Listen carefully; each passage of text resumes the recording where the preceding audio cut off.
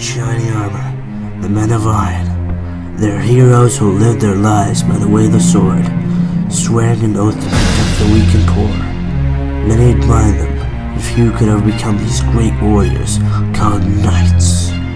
But many have asked, who are the knights really? How did one become a knight? And what was the role in society in battle? This short documentary video will be answering those questions. Knights were professional warriors who usually fought on horseback. They were highly valued for their military skills.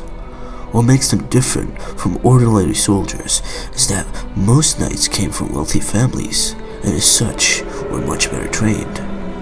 Not all soldiers could become knights. Those lacking equipment, status, or wealth to join an order were usually left out. To become a knight, or gain knighthood, one must partake in a long and vigorous path. Training for knighthood began at the age of 7, where a noble is sent to a castle to become a page, a servant and disciple of a knight. At the age of 15, the page would then become a squire. If the squire had proven his skill, he would be granted the title of knight by the age of 21. The Western European feudal system starts with the king at the peak, followed by nobles and lords that own large plots of land throughout the country. Beneath them were the knights, followed by the peasants. The primary role of a knight in medieval society was to fight battles for his lord and protect his territory, similar to that of the samurai of medieval Japan. Knights were responsible for defense and protection, serving as vassals for their lords. In return for their services, they received small plots of land throughout the lord's domain, as they gave undying loyalty and protection to the lord.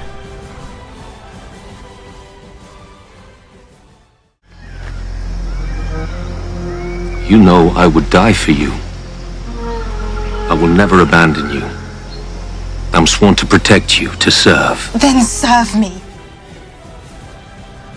Over time, there were also rich landowners that kept the country working at the fundamental level.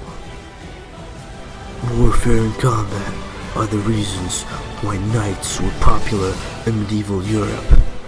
They were trained for battle and were expected to live by a code of chivalry. In battle, they rode their horses and attacked as cavalry, and stormed across the field with a sweeping charge, supported by bow and infantrymen. Because their armor was hard and strong, it was difficult to produce and was extremely expensive.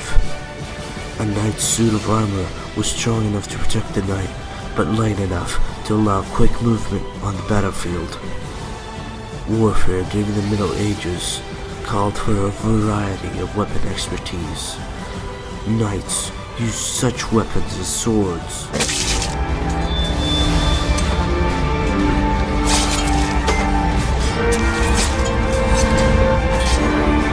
lances,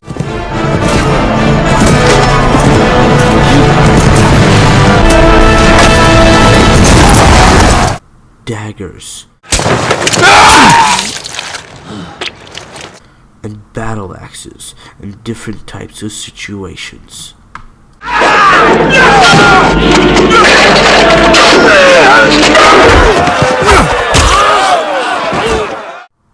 During warfare, it was difficult to identify friend from foe during battle, as most knights were covered from head to toe almost entirely in armor. Knights needed to be easily identifiable on the battlefield. Over time, people started adopting heraldry, a system of designing and displaying symbols or pictures on banners, shields, and coats. This led to the name coat of arms, as the designs were decorated over their armor. Heralds kept track of which coats of arms that belonged to specific families and houses. As technology became more and more advanced, because of the development of the crossbow, arbalest, and many gunpowder weapons, a normal, untrained soldier could kill a knight with one single powerful shot that the best of armor couldn't withstand. The development of the arbalest was probably the decline of knights, but it did not bring their fall until the development of gunpowder weapons.